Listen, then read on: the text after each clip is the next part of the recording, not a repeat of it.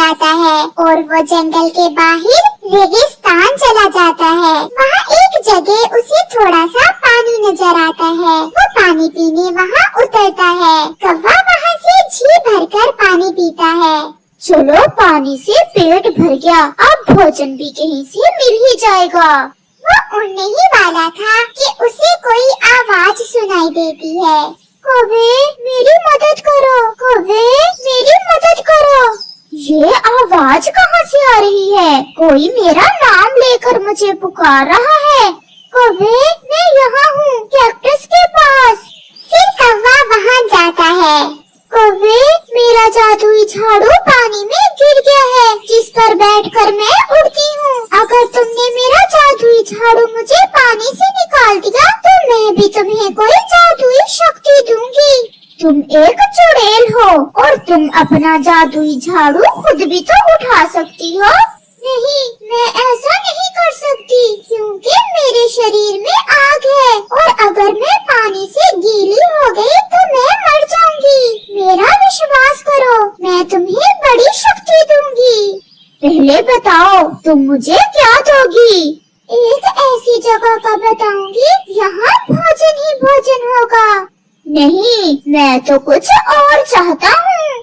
तो फिर ढेर सारा खजाना। नहीं, मैं तो कुछ और चाहता हूँ। तो फिर तुम बताओ, तुम क्या चाहते हो? मुझे तो कोई ऐसी शक्ति चाहिए कि पूरे जंगल के पक्षी मेरे नौकर बन जाएं और मेरे इशारों पर नाचें। जैसा मैं कहूँ वैसा ही करें। तो फिर ये लो, ये जादुई थैली, इसमें जादुई लड्डू है। जिस पक्षी को तुम ये जादुई लड्डू खिलाओगे वो सारी जिंदगी तुम्हारा नौकर बनकर रहेगा। ये सौदा मुझे मंजूर है।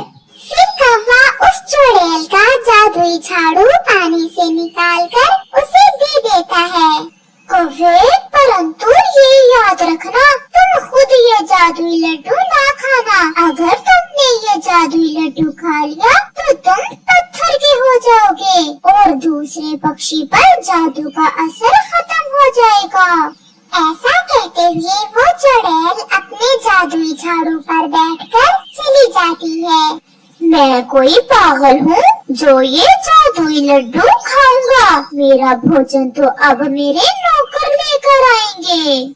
फिर कौवा वो जादुई लड्डू वाली थैली लेकर वहाँ से वापस चला जाता है। उसे एक पेड़ पर कबूतर बैठा हुआ नजर आता है। कौवा सीधा वहाँ जाता है। कबूतर, कैसे बैठे हुए हो? मैं भोजन लेने जा रहा था। तुम मेरे दोस्त तो नहीं हो, परंतु फिर भी ये एक लड्डू मैं तुम्हें दे रहा हूँ। तुम इसे खा लो, क्या ही याद करोगे। फिर कबूतर वो जादुई लड्डू गले से लेकर खा लेता है। ये क्या हुआ? मुझे चक्कर से क्यों आ रहे हैं? अभी तुम ठीक हो जाओगे। कौवे, तुम तो बहुत अच्छे हो। मैं तो ऐसे ही हमेशा तुमसे लड़ाई करता था। आज से मैं तुम्हारा नौकर हूँ। जैसा आप कहेंगे मैं वैसा ही करूँगा। हा हा हा हा, सच कहा। आज से तुम मेरे नौकर हो क्योंकि तुमने मेरा जादुई लड्डू जो खा लिया है। अब जल्दी से जाओ और बुलबुल के घोंसले में जो अंडा है उसे जाकर तोड़ दो और जल्दी से वापस मेरे घोंसले में आ जाओ। जो आदेश मेरे मालिक का। फिर कबूतर वहाँ से चला जाता है और कबूतर बुलबुल के घोंसले से अंडा उठाकर नीचे फेंक देता है। बुलबुल भी वहाँ आ जाती है। जालिम कबूतर, ये तुमने क्या किया? तुमने मेरा अंडा तोड़ दिया। मैंने क्या बिगाड़ा था तुम्हारा? ये मेरे मालिक कालू कौवे का आदेश था और मैं अपने मालिक का हर आदेश मानूंगा। फिर कबूतर वहाँ से चला जाता है। बुलबुल रोती हुई चिड़िया की तरफ जाती है।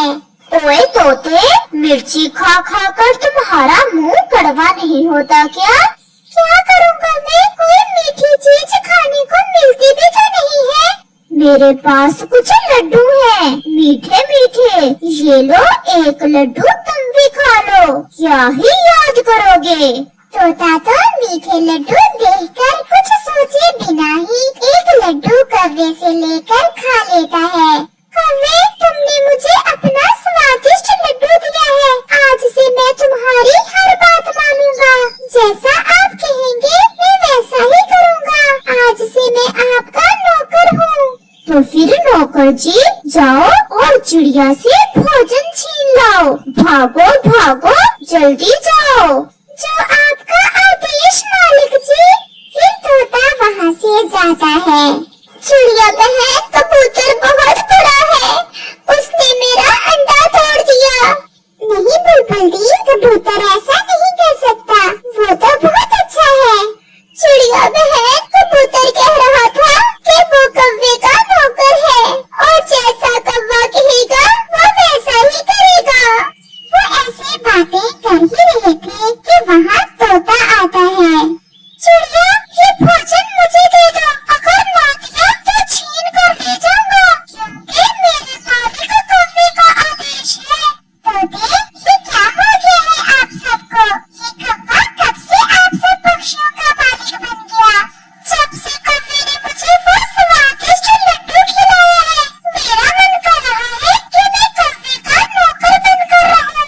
तो फिर ये भोजन तुम ले जाओ और दो अपने मालिक को जाकर। तोता वो भोजन लेकर वहाँ से चला जाता है। चिड़िया बहन, आप भी कौवे पर भरोसा कर बैठी? नहीं बुलबुल बहन, वो कौवा जरूर कोई खेल खेल रहा है इन मासूम पक्षियों के साथ, और हमें ये राज जानना होगा कि ऐसा क्या है उन लड्डुओं में जिन्हें खाकर कबूतर और तोता कौवे के नौकर बने हुए हैं। वेरी गुड तोते नौकर, तुम तो बहुत अच्छे नौकर हो। मैं चिड़िया से भोजन छीन लाया हूँ अपने मालिक की। मुझे कुछ न कुछ करना होगा। अगर ऐसा ही रहा तो वो दुष्ट कौवा सब पक्षियों को अपना नौकर बना लेगा। फिर जंगल में रात हो जाती है और चिड़िया कौवे के घर के पास जाकर छुप जाती है। मैं मालिक बन गया तोते और कबूतर का, और कल ये जादुई लड्डू चिड़िया को भी खिला दूंगा और फिर चिड़िया भी मेरी नौकर बन जाएगी। तो ये बात है, कौवा पक्षियों को ये जादुई लड्डू खिला रहा है। इन लड्डुओं को देख खाने को तो मेरा भी बहुत मन कर रहा है, परंतु मुझे खुद को इन्हें खाने से रोकना होगा, क्योंकि अगर ये लड्डू मैंने खा लिए तो मैं पत्थर का बन जाऊंगा। घबराओ ना काले कौवे, ये लड्डू मैं तुम्हें खिलाकर पत्थर का बनाऊंगी। चिड़िया छुपकर बैठी रहती है और फिर जब आधी रात होती है तो कालू कौवा सो जाता है और फिर चिड़िया आहिस्ता से कौवे के घर में एक खिड़की से घुस जाती है और चिड़िया कौवे का एक जादुई लड्डू चुराकर वहाँ से भाग जाती है। दूसरे रोज कौवा भी उठ जाता है। चलो आज मैं चिड़िया की तरफ जाता हूँ और चिड़िया को ये अपना जादुई लड्डू खिलाकर अपना नौकर बना लेता हूँ। फिर कौवा अपने घर से उड़ता है। रास्ते में उसे तोता मिल जाता है। मालिक, मालिक, मैं आपकी तरफ ही जा रहा था। आज मैं आपके लिए क्या करूँ? वाह वाह, नौकर हो तो तुम जैसा। आज तुम जाओ और जाकर कबूतर की पिटाई करो और अच्छे से पिटाई करना। मालिक जी, जैसे आपका आदेश, मैं कबूतर की अच्छे से पिटाई करूँगा। फिर तोता वहाँ से चला जाता है। फिर कौवा भी चिड़िया के पास पहुँच जाता है। चिड़िया बहन, क्यों ना आज कुछ मीठा हो जाए? मीठा? नहीं कौवे भैया, मीठा खा खा कर तो मेरा दिल भर चुका है। मुझे तो कुछ स्पाइसी खाने को मन कर रहा है। मेरे पास बहुत स्वादिष्ट लड्डू हैं, एक बार खाकर तो देखो, ये बहुत मजे के हैं। मैं जरूर खाती, परंतु कौवे भैया, मेरे पास पूरे 10 लड्डू थे। मैंने सब खा लिए हैं और बस एक ही बचा है। मैं सोच रही हूँ कि उसे नदी में फेंक देती हूँ। कौवा चिड़िया के पास लड्डू देखकर लालच में आ जाता है। मैं अपने लड्डू तो खा नहीं सकता, क्यों ना ये लड्डू जो चिड़िया के पास है वो मैं ही लेकर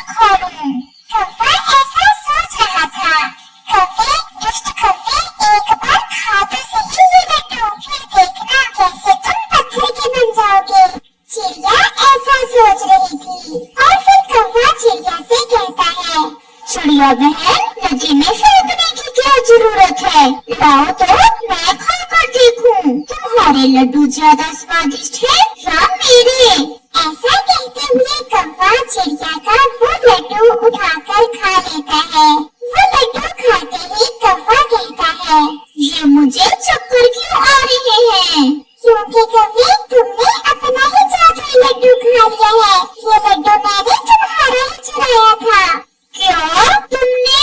कौवे ने इतना ही कहा था कि वो पत्थर का बन जाता है। तो यार, ये हम आपस में क्यों लड़ रहे थे? मुझे तो खुद नहीं पता हम क्यों लड़ रहे थे। मैं कौवे के कहने पर तुम्हें मारने आया था।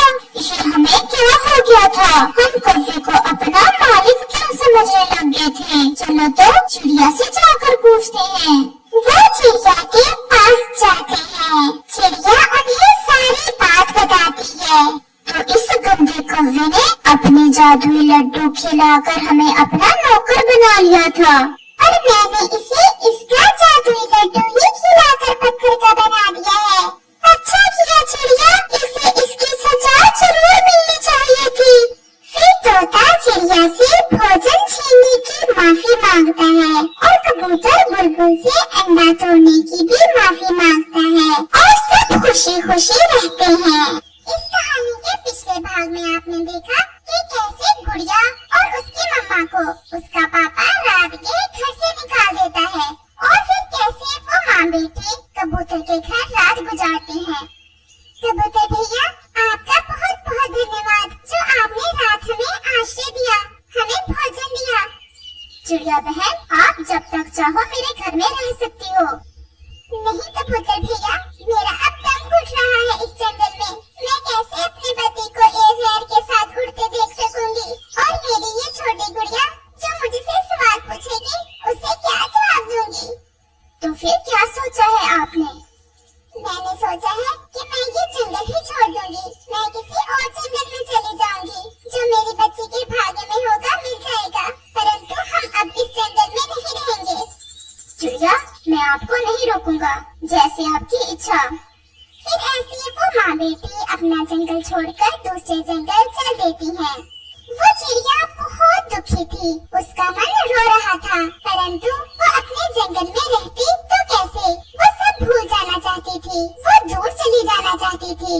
उठे जी, अभी तक सोए हुए हैं, चलो आज नदी पर जाएं, उसी जगह जहाँ हमारी पहली मुलाकात हुई थी। मैंने जब आपको पहली बार देखा था तो ही दिल में सोच लिया था, जैसे भी हो पहला पति तो मेरा मर गया है और अब मैं दूसरी शादी करूंगी तो आपसे ही करूंगी। बातें बहुत करती हो तुम। मैंने कभी बात दिल पर नहीं ली। पति मर गया, मैं फिर भी दुखी नहीं हुई और देखा फिर से नया पति मिल गया। और अगर मैं मर गया तो फिर से नया मिल जाएगा। मजाक कर रही हूँ बाबा, अब चलो मुझे नदी पर जाना है। फिर गुड़िया का पापा गीता चिड़िया के साथ नदी पर चला जाता है। वो खामोश होकर बैठ जाता है। उसने अपनी बेटी और पत्नी को घर से निकाल तो दिया था, परंतु वो दोनों उसके दिल से नहीं निकल रही थी। गुड़िया उसे बार बार याद आ रही थी। वो इतना बुरा न था, वो बह गया था और वो सब कर चुका था जो तो कोई बुरे से बुरा पक्षी भी नहीं करता। कोई बात करो, कैसे चुप करके बैठ गए हो? मुझे गुड़िया याद आ रही है। अब आप गुड़िया को छोड़ें और अब हमारे भी तो बच्चे होंगे, तुम उनमें से ही किसी का नाम गुड़िया रख लेना। अच्छा अब मेरा मूड खराब ना करो, आपने अभी मेरा गुस्सा नहीं देखा। आप गुस्सा भी कर देती हो? बताऊंगी किसी दिन। दूसरी तरफ रानू चिड़िया अपनी बहन के पास चली जाती है। मैंने कभी सोचा भी न था कि आकाश भी ऐसा कर सकता है। वो ऐसे नहीं थे, न जाने क्या हो गया, और वो तो ऐसे पत्थर हो गए, छोटी सी गुड़िया पर भी चला ध्यान आई। ये घर तुम्हारा ही है, मेरे पास पक्का घर तो नहीं है, परंतु जो भी है इसे आप अपना ही समझो। फिर रानू चिड़िया और उसकी बेटी गुड़िया पास में ही बुलबुल के खेतों में काम करने लग जाती हैं। वो बुलबुल के फूल तोड़ तोड़ कर जमा करती और फिर उन फूलों का रस निकालने में बुलबुल की मदद करती।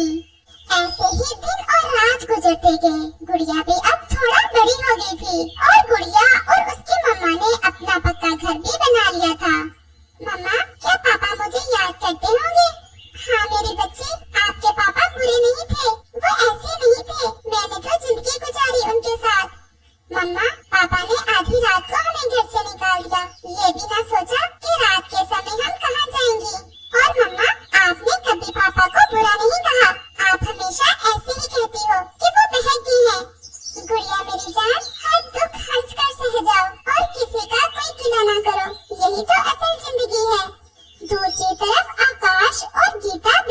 रहे थे कि गीता आकाश से कहती है, आकाश आप मुझसे कितना प्यार करते हो? आप भी ये पूछ रही हो? तुम्हारी खातिर मैंने अपनी पत्नी छोड़ दी, अपनी मासूम छोटी बच्ची छोड़ दी। वो तो सब ठीक है, परंतु मुझे तो ये घर चाहिए। क्या आप ये घर मेरे नाम लगवा सकते हो? ये आप कैसी बातें कर रही हो? ये घर पहले भी तो तुम्हारा ही है। तुम्हारे और मेरे अलावा और कौन रहता है इस घर में? डर के ना? अगर ना डरते तो कहते लगवा लो अपने नाम। अगर ऐसे आप खुश हो तो अपने नाम लगवा लो, मुझे आप पर पूरा विश्वास है।